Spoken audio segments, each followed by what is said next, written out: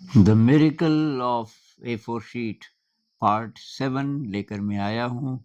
आज हम सीखेंगे कि ये जो मिक्स्ड फ्रैक्शन है, एक सही 1/2, इसको हम इम्प्रॉपर इक्वेशन में कैसे बदलते हैं।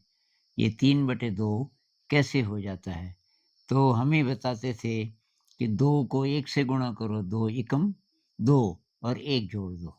मतलब 2 को 1 से गुणा करो और प्लस ये 1 जोड़ दो r/2 और तभी हो जाएगा 2 एकम 2 और प्लस 1 बटे 2 और ये 3/2 हो जाएगा।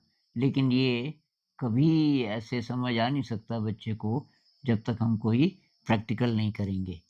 तो ये A4 कागज़ है, इसको हम यूनिट मानते हैं। पूरी दुनिया में इसको A4 ही कहते हैं, यही साइज़ भी होता है।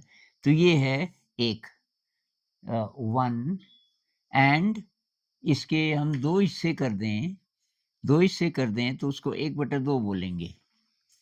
ऐसे 2 बराबर करेंगे तो इसको बोलेंगे 1/2।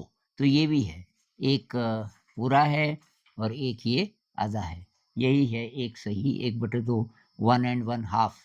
तो जब हम बोलते हैं कि 2 को 1 से गुणा कर दो, इसका मतलब ये है कि इसके 2 फोल्ड कर दो।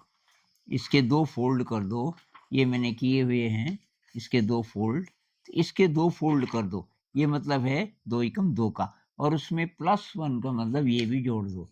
तो ये है 1/2, ये मिला के 2/2 और 2/2 में एक और मिलाया तो ये हो जाएगा 3/2। इस तरीके से आप अगर ये समझाएँगे तो बच्चा बहुत गहराई से समझेगा और कभी भूलेगा भी नहीं।